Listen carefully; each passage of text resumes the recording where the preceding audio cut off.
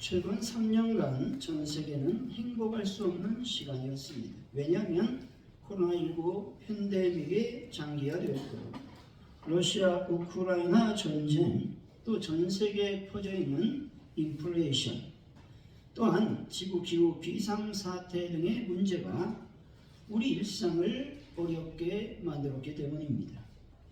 요즘 시장 가면 무섭습니다. 얼마나 물가가 올랐는지 모르기 때문이죠. 그런데 여전히 행복지수를 분석하는 2023 세계행복보고서에 따르면 세계적으로 행복한 국가들이 여전히 존재한다는 사실입니다. 전 세계 137개국의 평가 대상을 삼고 국내 총생산, 사회적 지지, 기대수명, 자유, 관용, 또 부정부패된 인식 등 여러 항목을 대상으로 이 보고서가 작성이 되었습니다.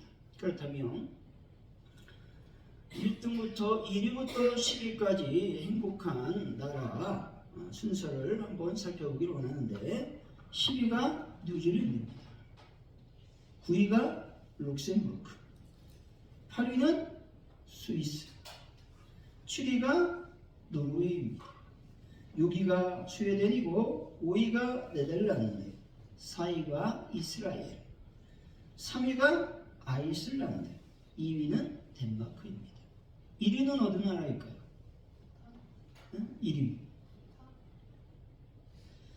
1위는 바로 핀란드랍니다. 거의 다 유럽에 속해 있는 나라라고 하는 것이죠. 그럼 핀란드가 왜 행복지수가 높은 나라이었을까 하는 겁니다. 여러 요인들이 있지만 몇 가지로 나눠보면 첫째로 국민들이 느끼는 안정감이 높다는 것이죠. 범죄율이 낮고 경찰관, 소방관, 구급대원 등의 공공안전요원이 많아서 국민들은 안전하다고 느낀다는 겁니다. 둘째로 국민들의 복지에 많은 노력을 기울이고 있다는 것이죠. 국민들이 무료로 이용할 수 있는 보건의료 서비스, 그리고 교육 서비스가 많다는 겁니다. 이런 서비스들은 국민의 경제적 부담을 줄여주고 건강과 교육에 대한 기회를 더 많이 제공해 준다는 것이죠. 셋째로 핀란드는 아름다운 자연 환경을 갖고 있다는 것이죠. 숲과 호수, 바다 등이 많아서 국민들은 자연과 함께 살아가는 문화를 즐기고 있다는 것이죠. 넷째로 사회적 차별이 적은 나라가 핀란드라는 것이죠. 인종, 성별, 종교, 출신지 등의 차이에 따른 차별이 거의 없다는 것이죠. 이러한 문화는 국민들의 서로를 존중하고 공동체의 정서를 높이는 데 도움을 준다는 것입니다. 안정감, 복지, 자유환경, 그리고 차별이 적다라는 단어 속에는 어떤 단어가 들어가 있을까요? 그것은 바로 감사라는 단어인 것입니다. 아무리 범죄율이 낮고 복지가 잘 되어 있다고 해도 감사 없이 원망과 불평을 드러낸다면 결코 행복할 수 없을 것입니다. 아름다운 자연 환경이 있다고 해도 사회적 차별이 적다고 해도 감사 없이는 결코 행복할 수 없을 것입니다. 사랑하는 성도 여러분, 믿음으로 감사하여 날마다 행복한 삶을 살아가는 분들이 다 되시기를 예수 이름으로 간절히 축원드립니다. 오늘의 본문은 급박한 위기 상황에서 자신의 기도에 응답하여 구원해 주신 하나님의 은혜를 기리기 위한 찬양시입니다. 이 시의 배경이 되는 사건을 통해 갖게 된 성숙한 신앙의 확신에 대해서 말씀하고 있는 것입니다. 다시 말해서 하나님은 한번 택한 당신의 종을 결코 구원하여 주신다고 말씀하고 있는 겁니다. 이에 전 이스라엘 백성들의 각성과 찬양, 부흥의 계기로 승화시키기 위하여 다윗은 자신의 기도 응답의 체험을 간증하고 있는 것입니다. 구체적으로 살펴보면 1절 3절의 말씀은 하나님의 구원하심에 감격하여 평생 여호와를 송축할 것을 결단하며 소원하고 있다는 겁니다. 그러면서 백성들 향하여 영원토록 하나님을 찬양한 일에 동참할 것을 촉구하고 있는 것입니다. 4절에서 7절의 말씀은 본시의 배경이자 본시의 찬양과 권면의 근거가 되는 자신의 기도 응답 체험을 간증하고 있는 것입니다. 8절에서 22절까지의 말씀은 다윗은 자신의 개인적 구원 체험을 승화시켜 이스라엘 온 백성을 향하여 하나님을 경외하는 삶을 살 것에 대해서 권면하고 있는 것이죠. 그리고 당신을 경외하는 의인을 분명히 지키시는 여호와 은혜를 확신할 것을 권면하고 있는 것입니다. 오늘 말씀을 통해서 행복한 매일의 비결이 무엇인지 하나님의 은혜를 나누겠습니다. 탈무드에 보면 이런 이야기가 있습니다. 세상에서 가장 현명한 사람은 배우는 사람이요, 세상에서 가장 강한 사람은 자신을 이기는 사람이요, 세상에서 가장 행복한 사람은 범사에 감사하는 사람이다 라고 말했습니다. 칼 힐티라고 하는 분이 행복론을 썼는데 이 책을 보면 행복의 첫째 조건은 감사하는 마음이라고 정의하고 있다는 것입니다. 믿음으로 감사할 때 기쁨이 찾아오는 것입니다. 믿음으로 범사에 감사하게 될 때 여러분의 신앙과 인격이 성숙하고 발전할 수 있습니다. 믿음으로 범사에 감사할 때 여러분의 삶이 젊어지고 행복을 맛볼 수 있는 것입니다. 믿음으로 범사에 감사할 때 여러분 분위기를 역전시킬 수 있는 인생 역전의 승리를 맛볼 수 있는 것입니다. 여러분 감사가 넘칠 때 매일이 행복한 삶이 된다 말하고 있는 것입니다. 매일 행복한 삶을 살아 기도하게 되면 어떤 기적들이 우리 삶에 펼쳐질까 하는 것입니다. 첫째로 기쁨의 역사가 일어나게 된다는 것이죠. 2절의 말씀이죠. 한번 읽어봅니다. 시작. 내 영혼이 여호와를 찬양하리니 공고한 자들이 이를 듣고 기뻐하리로다. 아멘. 다윗이 뭐라고 선포합니까? 내가 기뻐하겠다 말합니다. 다시 말해서 내가 여호와를 찬양하니까 만민들, 그 이야기를 듣는 사람, 공고한 사람들이 기뻐한다는 겁니다. 여러분 이 말은 다른 사람도 기뻐하는데 누가 먼저 기쁨이 넘친다는 겁니까? 다윗이 기쁨이 넘친다고 말하고 있는 것이죠. 하나님을 찬양하니까 내 영혼이 기쁨이 넘치게 된다라고 말씀하고 있는 것입니다. 표제에 보면 다윗이 아말렉 앞에서 미친 체 하다가 쫓겨난 시라고 되어 있습니다. 다시 말해 사울의 추격을 피해서 다윗은 어디로 도망을 가는 겁니까? 블레셋 가드 왕의 아기스로 도망을 갔습니다. 그런데 문제는 아기스 앞에서 신하들이 다윗이 어떤 사람인 줄 아십니까? 왕이요, 다윗은 우리의 장수 골리앗을 죽인 사람입니다 라고 말하는 것입니다. 꼼짝없이 다윗이 죽을 운명에 처해 있다는 겁니다. 그래서 다윗은 기지를 발휘합니다. 미친 척합니다. 대문짝을 극적거리면서 여러분 침을 수염에 흘리게 됩니다. 그렇게 하여 간신히 다윗은 목숨을 구하게 되는 것이죠. 이런 위기를 벗어난 다윗은 하나님께 소원하고 있습니다. 그것은 내가 하나님을 자랑하며 내 평생 여호와를 기뻐하며 살겠습니다 라고 말하는 것이죠. 내가 하나님을 영원히 찬양하겠습니다 말하고 있는 것입니다. 1절 2절 읽어봅니다. 시작. 내가 여호와를 항상 송축하며 내 입술로 항상 주를 찬양하리이다. 아멘. 어떻게 보면 다윗이 처한 상황은 하나님을 향하여 도무지 감사하고 찬양할 수 없는 상황이었습니다. 다윗의 상황을 보면 도저히 기쁨이 넘치는 상황이 아니었다라는 것이죠.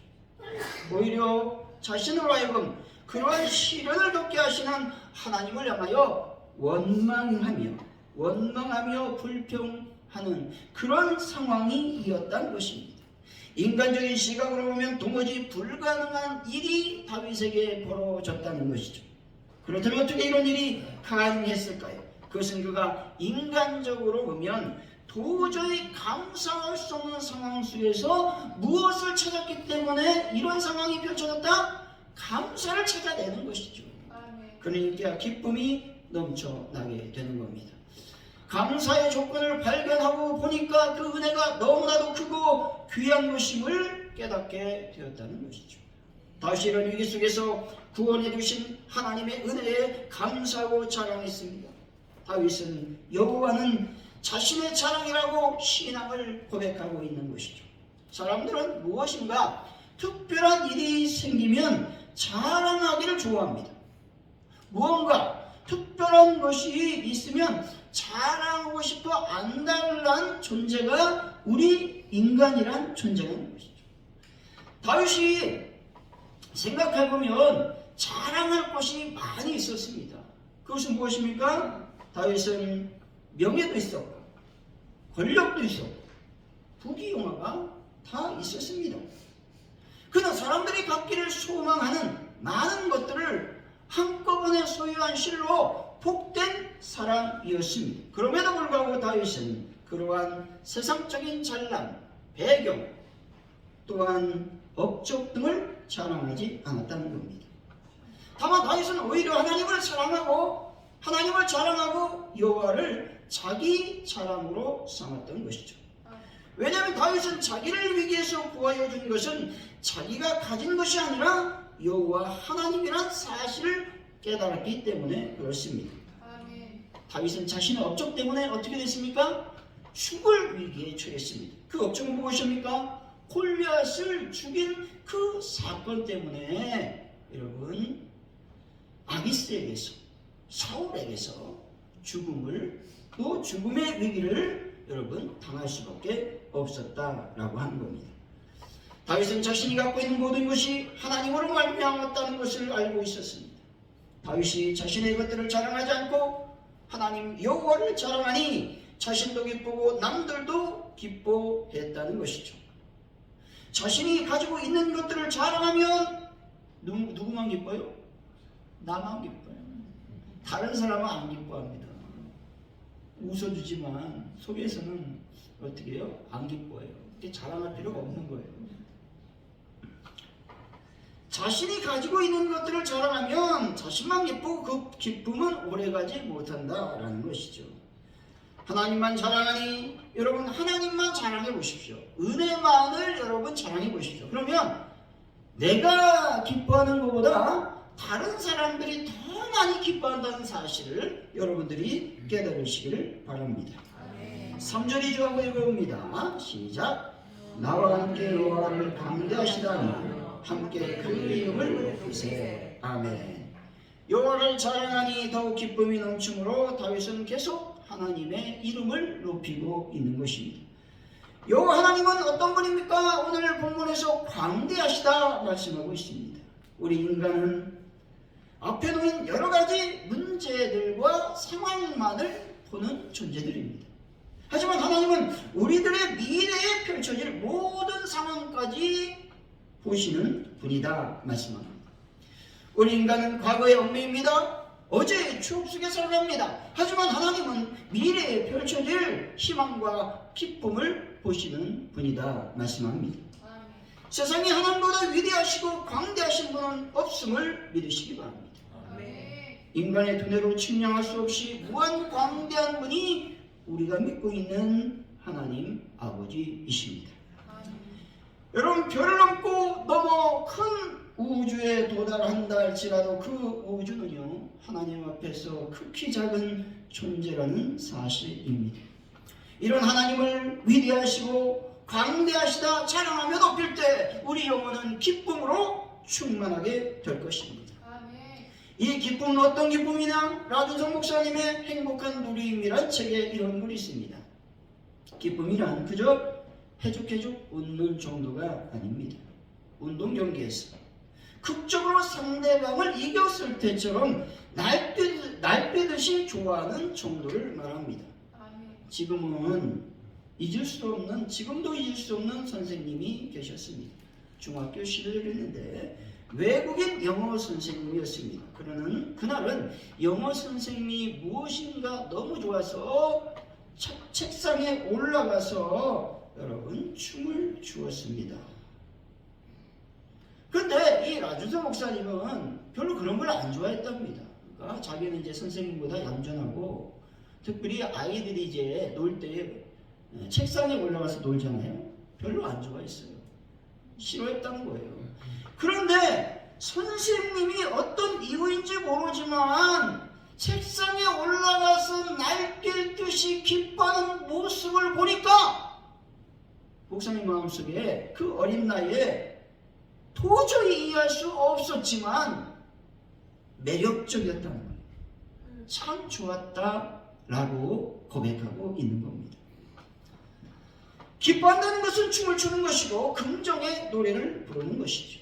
사무엘하 6장 14절 다윗이 여호와 앞에서 힘을 다하여 춤을 추는데 그때에 배 에봇을 입었더라 말씀합니다. 다윗은 여호와 앞에서 힘을 다하여 춤을 추었습니다. 다윗은 하나님께 어린아이처럼 순수한 마음으로 기뻐하며 춤을 추었다는 것이죠. 이 춤은 어떤 춤이었습니까? 기쁨의 춤이었습니다. 하나님께서 우리에게 주시는 기쁨은 단순한 미소 짓는 기쁨이 아니라는 것이죠. 하나님께서 우리에게 주시는 기쁨은 박장대소할 수 있는 기쁨을 허락하시는 것입니다. 사랑하는 성도 여러분, 하나님께 날마다 감사함으로 행복하여 하나님께서 주시는 놀라운 기쁨으로 인해 매일매일 춤추는 분들이 되시기를 예수 이름으로 간절히 축원드립니다. 행복한 삶을 살아서 기도하면 어떤 일이 일어날까요? 기도 응답의 역사가 일어나는 것이죠. 4절입니다. 한번 읽어봅니다. 시작. 내가 여호와께 간구하며 내게 응답하시고 내 모든 두려움에서 나를 건지셨도다. 아멘. 여기서 간구하다라는 말은 히브리 원어로 보면 자주가다, 찾다, 요구하다, 노력하다라는 의미가 있습니다.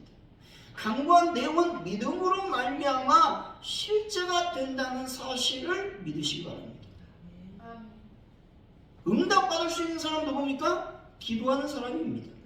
기도하지 않으면 응답을 받을 수 없는 것이죠. 하나님께 음성을 듣고 싶은 사람은 어떻게 해야 됩니까? 하나님이여 나에게 음성을 들려달라고 기도하는 것입니다. 하나님께 선택받아 쓰임받는 사람은 누구입니까? 하나님께 기도하는 겁니다. 끈질기고 간절하게 진실하고 온전하게 하나님께 기도하면 하나님은 반드시 우리들의 기도를 응답해 주시는 것입니다. 마가복음 10장 51, 52절이죠. 예수께서 말씀하여 이르시되 내가 무엇을 하여 주기를 원하느냐? 맹인이 이르되 선생님이여 보기를 원하나이다. 예수께서 이르시되 가라 내 믿음이 너를 구원하였느니라 하시니 그가 곧 보게 되어 예수를 길에서 따르니라 말씀합니다. 시각장애인의 소망이 뭘까요? 볼 수 있는 겁니다. 보는 거죠. 시각장애인은 예수님께서 무엇하여 주기를 원하냐고 물을 때에 바로 보기를 원합니다 말했습니다.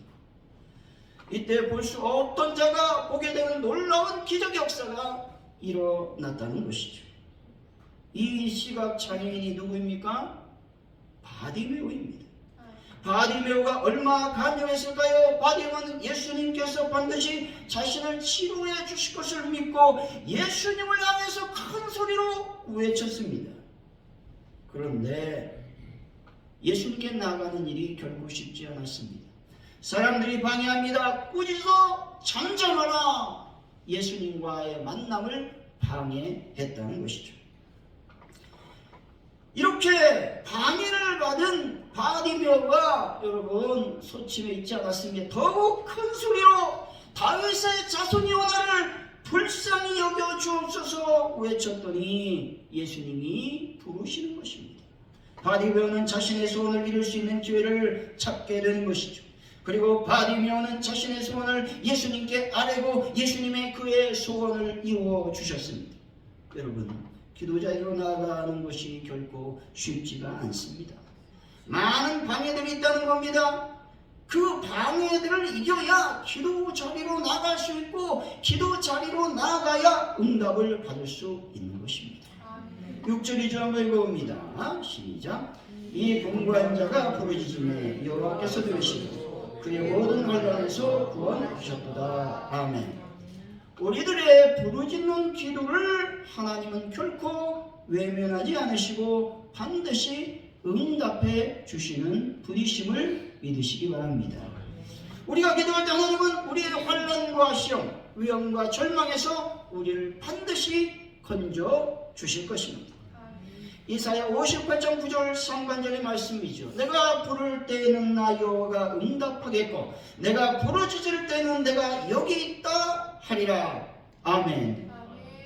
기도를 방해하는 모든 상황을 듣고 하나님께 나아가 기도하면 하나님은 반드시 이렇게 말씀합니다. 내가 여기 있다 말씀하고 계시다는 것이죠. 응답해 주심을 믿으시기 바랍니다. 요한복음 15장 7절이죠. 너희가 내 안에 거하고 내 말이 너희 안에 거하면 무엇이든지 원하는 대로 하라. 그리하면 이루리라. 아멘. 하나님 안에 거하시고 예수님의 말씀으로 살아가시기 바랍니다. 어떤 상황이 발생하면 우리는 이렇게 생각해야 됩니다. 예수님이라면 과연 어떻게 행동하셨을까 생각해 봐야 되는 거예요. 그리고 예수님이 행하려고 했던 그 모습대로 우리가 행하면 반드시 우리의 기도는, 우리의 상황은 해결되고 응답이 된다라고 하는 것입니다. 여러분이 구한 모든 것들이 응답될 것이고 이루어지게 될 것입니다. 기도하면 반드시 예수님께서는 응답해 주시고 우리들의 삶이 매일 행복한 삶이 되게 될 것입니다. 사랑하는 성도 여러분, 행복한 매일의 삶을 위해 주님 안에 거하고 항상 깨어 기도함으로 말미암아 응답받는 분들이 다 되시기를 예수 이름으로 간절히 축원드립니다.